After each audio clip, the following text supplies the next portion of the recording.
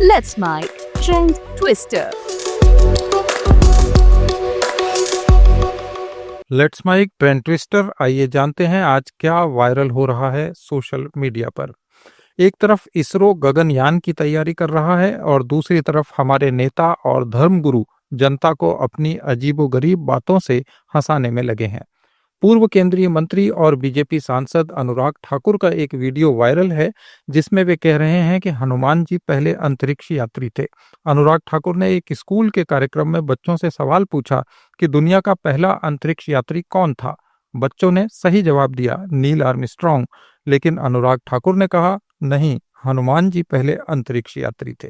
अंतरिक्ष में यात्रा करने वाला पहला कौन था?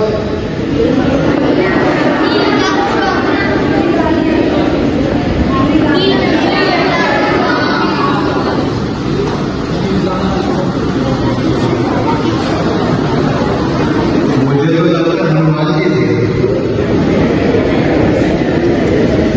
क्योंकि हम अभी भी अपने आप को अभी तक ही देख रहे हैं। हम अपने हजारों वर्ष पुरानी परंपरा, ज्ञान, संस्कृति, जब तक हमें उसका ज्ञान नहीं होगा तो जो अंग्रेजों ने दिखाया हम वहीं तक सीमित होकर रह जाएंगे।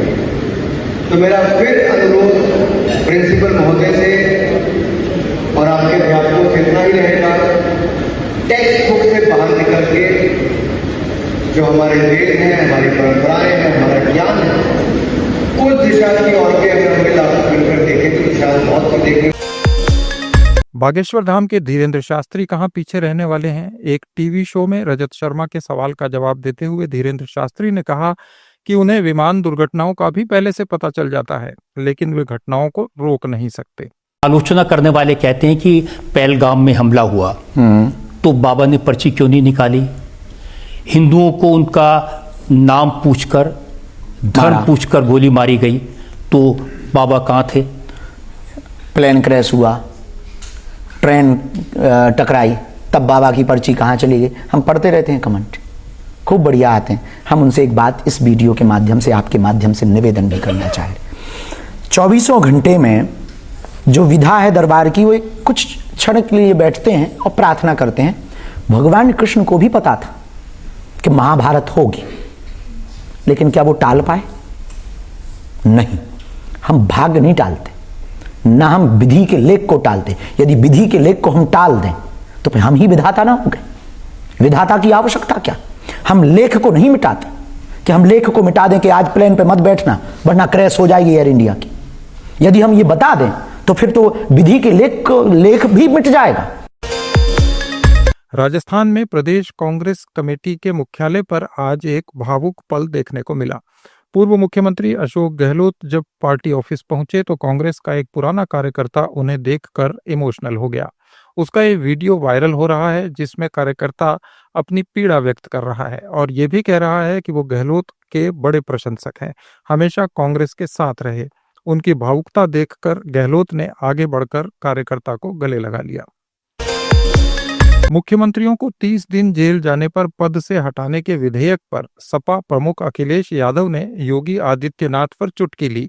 अखिलेश ने कहा कि योगी जी को पता था कि एक न एक दिन ऐसा विधेयक आएगा, इसलिए मुख्यमंत्री बनते ही उन्होंने अपने ऊपर लगे सारे मुकदमे वापस ले लिए।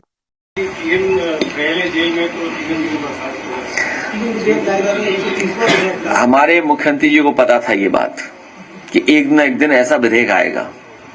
कुर्सी पे बैठते उन्हें सब अपने मुकदमे वापस ले लिए।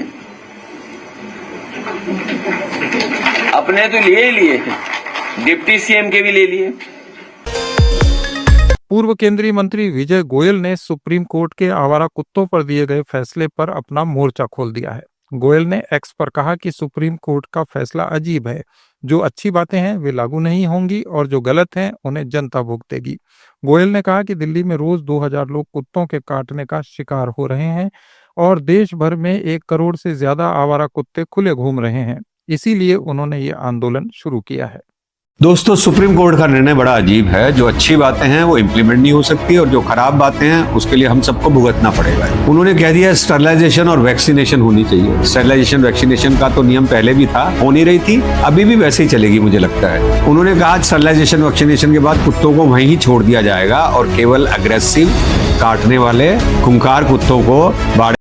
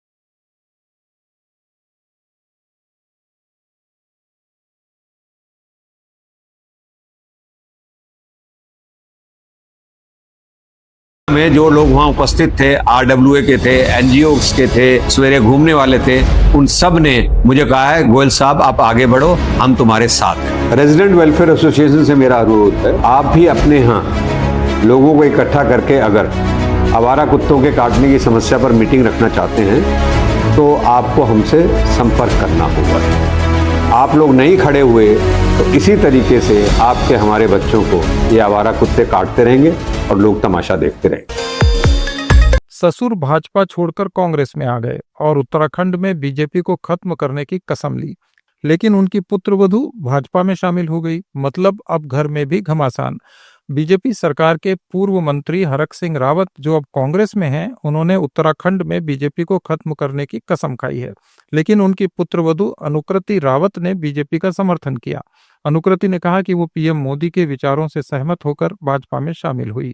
मैंने पहले भी इस बात को कहा है और मैं दोबारा इस बात को कह रही हूँ कि जहां तक मेरे पॉलिटिकल विचार की बात है, मैंने पहले भी कहा कि मैंने हमारे देश के यशस्वी प्रधानमंत्री नरेंद्र मोदी जी से प्रभावित होकर मुझे लगता है कि आज और हमारे प्रदेश के मुख्यमंत्री पुष्कर सिंह धामी जी के नेतृत्व में मुझे पूर्ण विश्वास है कि हमारा देश और प्रदेश आगे बढ़ रहा है। जहां तक पॉलिटिकल ओपिनियंस की बात है, ये तो मैं सोचती हूँ कि जरूरी नहीं है कि हर एक घर में सारे जो सदस्य हैं सबका एक जैसा विचार हो या एक जैसा ओपिनियन हो।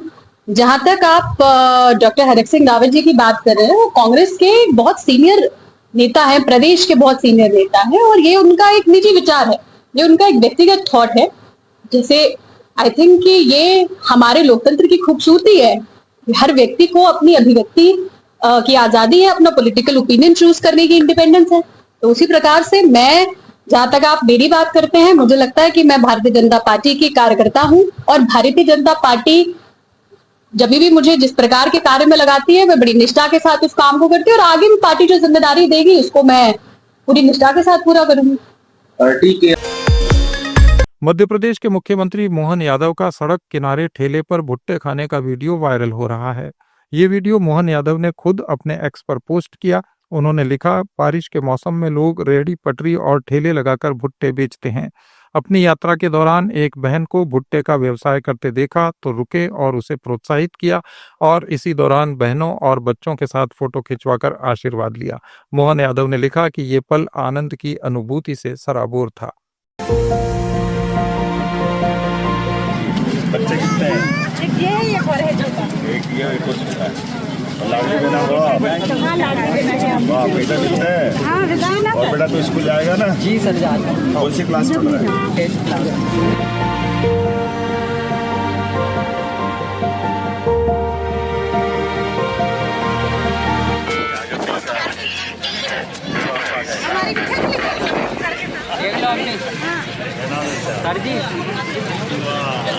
बेटी बेटा बेटी बेटी वाह बेटी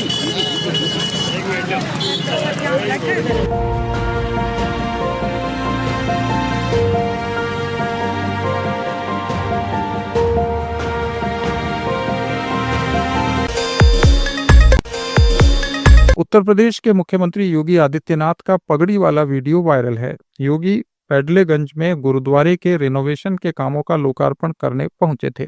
योगी आदित्यनाथ ने कहा कि ये गौरवशाली इतिहास सिख धर्म का है।